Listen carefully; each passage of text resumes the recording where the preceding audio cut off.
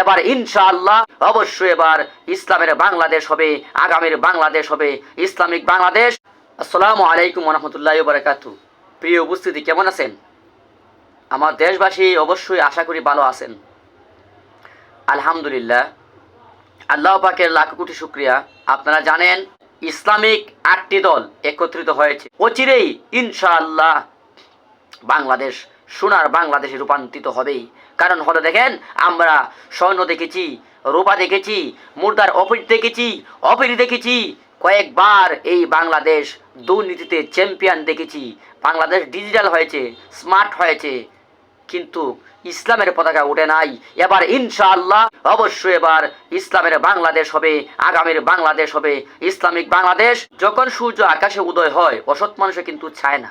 যেমন আকাশে সূর্য উঠে, একটা প্রাণী আছে, একটা পাখি, এটাকে বলে আমাদের দেশে কলাবাদুর কিন্তু সব সময় এই কলাবাদুরে কিন্তু কলা চুরি করে রাত্রেবেলায়, ফল খায় রাত্রেবেলায়। ফজরের সময় যখন সূর্য উঠতে চায়, সেই কিন্তু সূর্যের বিরোধী করে, সূর্য উঠিও না, সূর্য উঠিস না, সূর্য উঠিস না। কারো অপেক্ষায় কিন্তু সূর্য থামে না, উদয় হয়। যারা ভারত থেকে 2 নম্বরই মাল নামায়, এরা কিন্তু চায় না মালটা পার করা অবস্থায় সূর্য উঠে যাক, এটা কিন্তু তারা চায় না।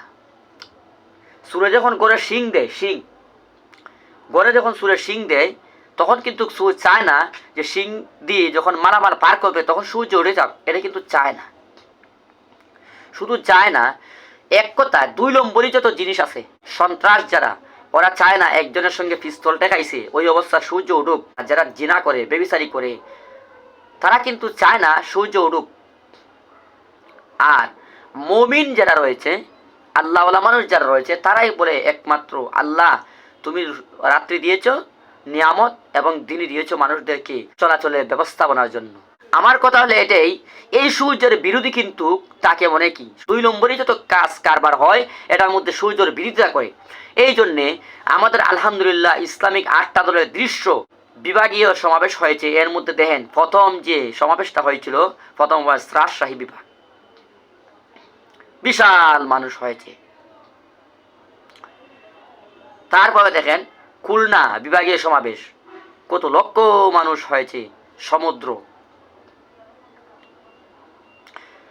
তারপরে দেখেন বরিশাল বিরাট আকারে জমুসদ্র হয়েছে, বরিশাল বিভাগীয় সমাবেশ। তারপরে দেখেন ময়মনসিংহ বিভাগীয় সমাবেশে লক্ষ লক্ষ মানুষ হয়েছে, জনসমুদ্র, পাখি চুকে। তারপরে দেখেন রংপুর বিভাগীয় সমাবেশ হয়েছে, কত বড় শক্তিশালী সমাবেশ। তারপরে আমাদের শেষ পর্যন্ত আমাদের সিলেটে সুন্দর মতে যে বিভাগীয় সমাবেশ হয়েছে, এটা দেখেন জনসমুদ্র।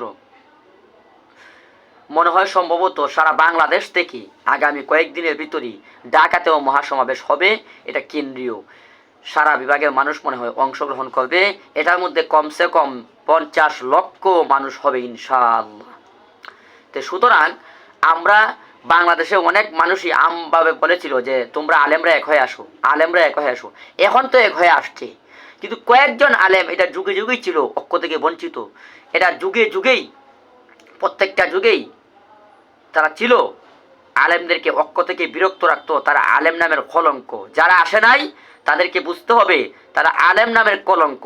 আর যারা এই ঐক্যের মধ্যে এসেছে, হাজার হাজার আলেম এবং অনেকগুলা দল, 8টি ইসলামিক দল, যে দলের মধ্যে রয়েছে বাংলাদেশে খেলাফত মজলিস বাংলাদেশ, জামায়াত ইসলাম বাংলাদেশ এবং ইসলামী আন্দোলন বাংলাদেশ, ইসলামী এবি পার্টি বাংলাদেশ, এছাড়াও আরও ইসলামিক অনেক দলগুলো একত্রিত হয়েছে।